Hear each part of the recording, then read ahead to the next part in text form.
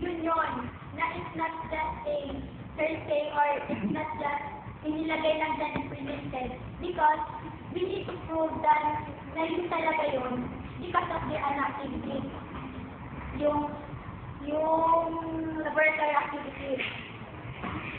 Kaya, di ba, sa TESDA, di ba they are more on application or they are more on practical. Ayan, kung sila skills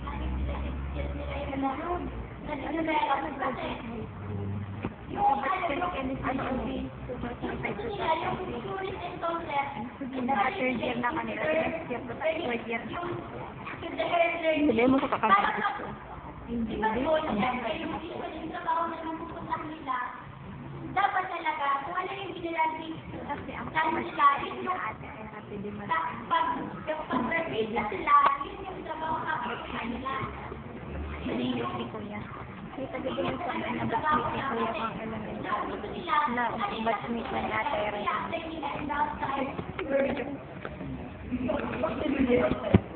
Outside God, here, from my own, outside. At tayo kayo, nandito tayo, more consistent pa tayo, because we are learning that, and we are discussing about the principle of teaching, theories of teaching, pero hindi pa natin siya ma-experience nowadays kasi we are still students. Pero when we are in the outside world, lumitig ka ang career or profession, actual world, yun na natin mag-prove yung mga theories, yun na natin mag-process yung mga theories. Yun. So, I documented on that.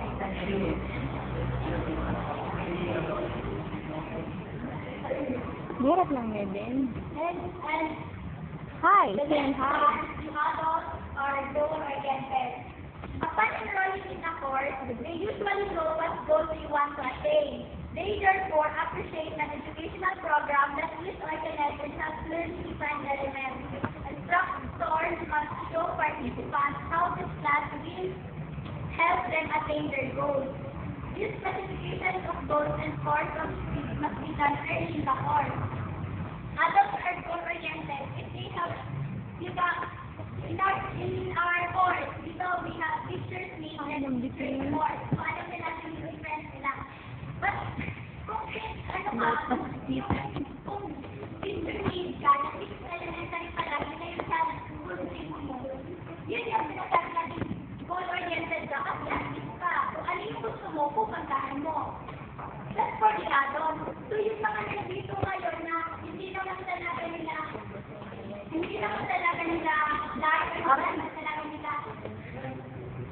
priority yung pagiging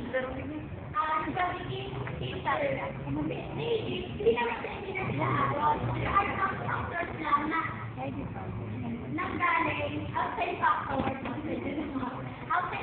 lang saan nakaka-apekto kung bakit yung goal nila is hindi directed or hindi suited sa kung anong gusto nilang puntahan. Kasi, di ba naman yung mga teachers need, di ba, pasok tayo sa profession dito na alam natin na ito talaga yung gusto namin, ito talaga yung gusto kong gawin. Open ako sa mga consequences na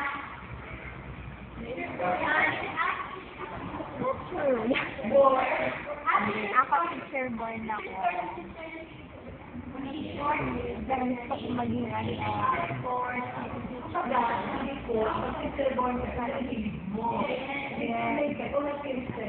iyo, arong ta, mo, makanta, teacher born talaga ako. Tuno. Adults are delivery-oriented. They must be early to for learning something. Learning has to be applicable to their work or other responsibilities to be of value to them.